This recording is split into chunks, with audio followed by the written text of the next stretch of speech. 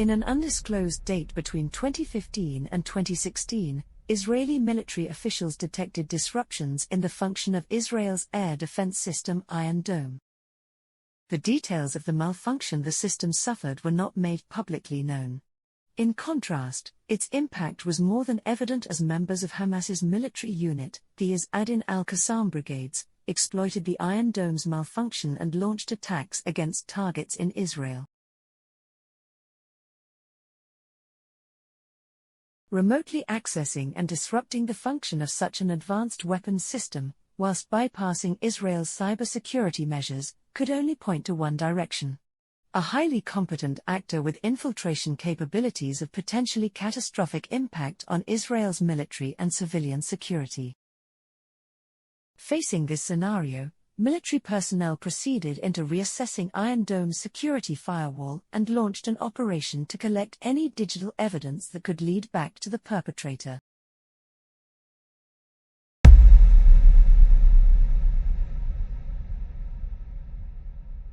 Following 3 years of thorough investigations, Israeli personnel were finally able to trace back the disruptions to an individual identified as Omar al-Balbaisi Reader.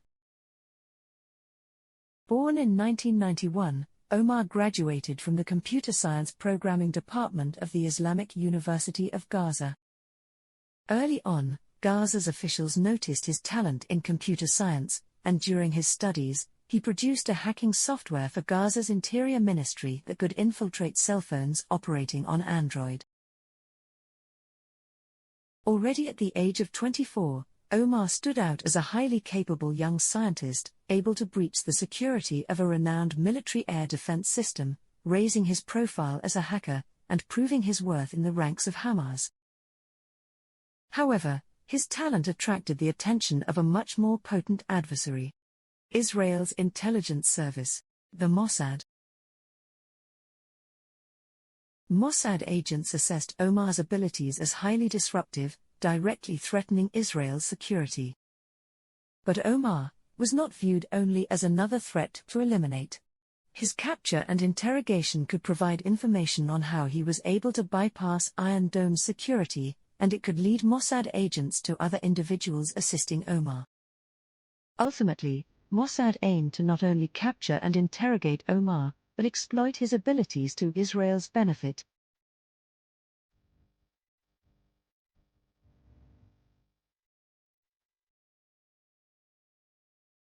Mossad made its initial approach to Omar in 2019.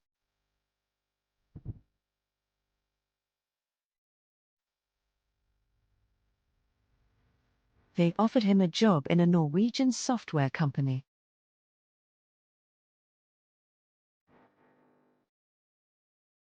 A company officer, operating under the fake name Annabella, contacted Omar, offering him a business opportunity to design computer programming and application systems. At a later time, 2 more individuals, Lenadio Corsa and Roland Gales, from the same company contacted Omar. The 2 men would refuse Omar's suggestion to communicate via video calls, in an apparent effort to avoid disclosing their facial characteristics.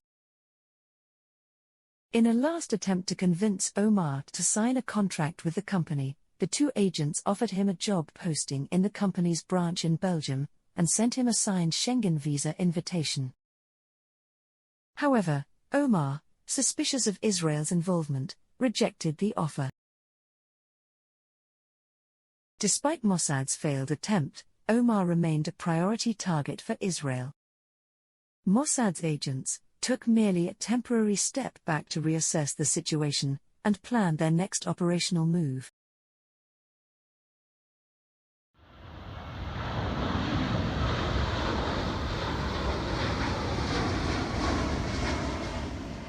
On March 3, 2020, Omar traveled to Cairo, and then to Istanbul, where he officially began to give online lessons in computer programming and software. His new beginning in Istanbul, though, did not necessarily mean that he was safe from Israel's reach. Aware of his relocation, Omar was under close surveillance by Israeli agents operating in Turkey. However, Mossad agents in Istanbul had to be cautious as they were not the only ones tracking their target.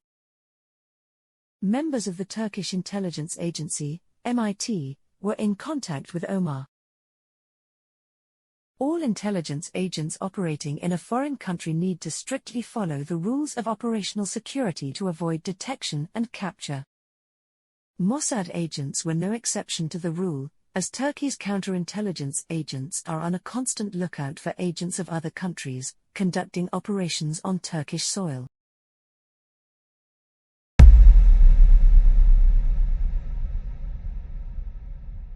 In April 2021, Mossad made a second approach to Omar. This time, in a more direct manner. A man, named Rayet Ghazal, posing as the human resources manager of the French company Think Higher, contacted Omar with another job proposal. In June and August 2021, the two men held face-to-face meetings in Marmara Park, Historia Shopping, and Life Center, and Forum Istanbul shopping centers, where Rayet offered Omar a job in the position of application assistant. At that point, Rayet handed over the operation to another Mossad agent, Omar Shalabi. The newly appointed agent offered Omar $10,000 in exchange for writing a software program for the Human Resources Department of the French company. Omar accepted the offer, completed the project and received the money in his Kuwait Turk account in 3 separate installments, by what is believed to be another Israeli agent operating under the name of John Foster. Mossad has managed to establish a connection to Omar, based solely on offering profitable job opportunities. What Mossad was really after, though, was to lure Omar into accepting a job offer in another country, enabling them to capture him and take him to Israel. With Omar having received the payment for the project they asked him to complete, Mossad assessed that it was time to proceed with the next phase of their plan. And it did not take long before they made yet another approach to Omar.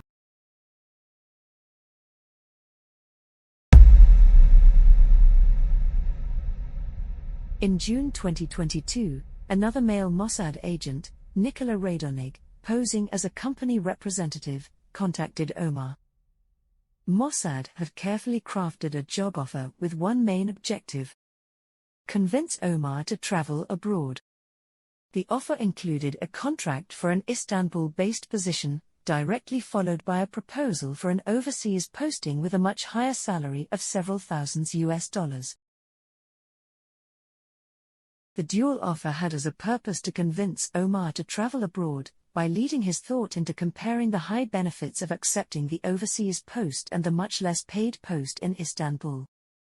But even if Omar accepted only the Istanbul offer, Mossad would have achieved a deeper business cooperation with him, paving the way for a future offer of a posting abroad.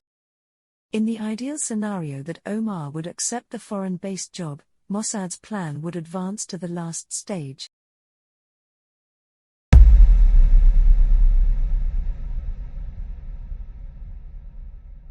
Between August the 28th to the 31st, 2022, the two men met at the hotel where Nikola was staying in Karaköy, Istanbul.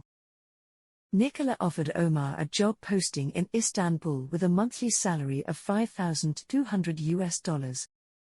The overseas posting would require Omar to relocate to Brazil, where he would receive a salary of $20,000 if he agreed to work as a project specialist. In Brazil, Omar would work together with another professional on an internet-based project. Nikola presented 3 individuals Omar would be able to choose from to work with. Those individuals were Abdullah Mohammed Kaya, Fodo Sama Hijaz, and the Moroccan Youssef Darmain Jid. All these individuals were affiliated with Mossad.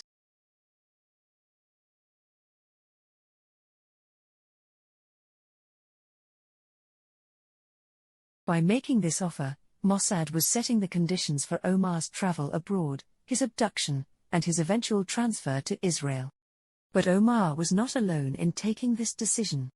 Realizing the dangers Omar would face if he accepted the offer to relocate to Brazil, Turkish MIT agents warned and finally persuaded Omar to not accept the overseas posting. MIT has successfully disrupted Mossad's operation, keeping Omar safe in the city of Istanbul. But Omar had other plans. He decided to take a 15-day-long vacation in September 2022 to a majority Muslim country and strong supporter of the Palestinian cause, which has no diplomatic relations with Israel. His destination, Kuala Lumpur, Malaysia.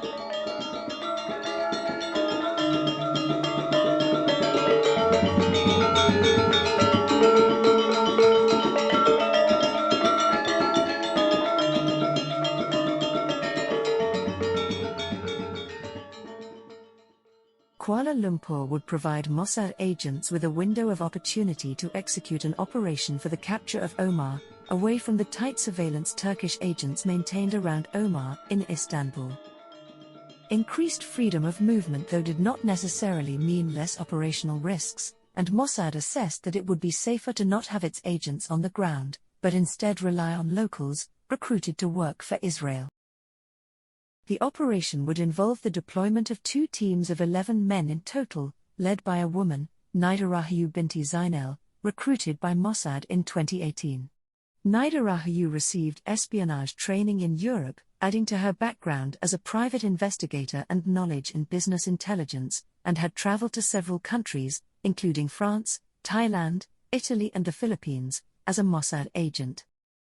Under the guidance and supervision of Mossad, she recruited 11 local men who would execute the operation and secure the target until his exfiltration from Malaysia.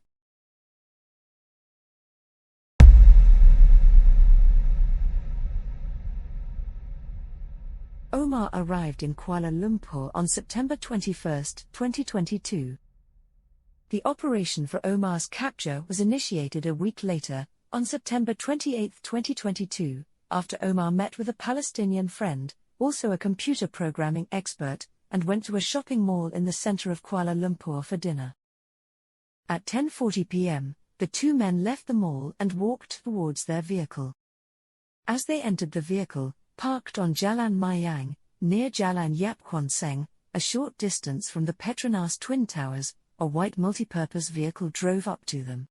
4 men exited, grabbed Omar and dragged him into their vehicle, where Nida Rahayu, speaking in Hebrew, directly reported Omar's capture to Mossad agents overseas. With Omar in their hands, the Mossad hired operatives quickly sped away from the scene, followed by another vehicle supporting the operation. Still in shock, Omar's Palestinian friend ran to a nearby hotel to seek help, and after about 40 minutes he lodged an abduction report at the Dang Wanji police station. Meanwhile, the 2 teams and their captured target were leaving behind the bustling city center with the first phase of their operation completed.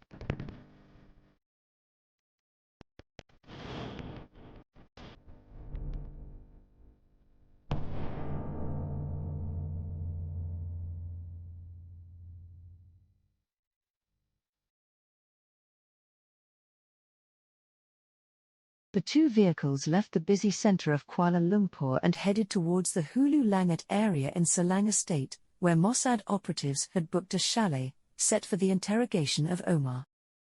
After about 45 minutes and a final 2-kilometer-long ride on a private road through thick forest, the 2 vehicles reached their destination.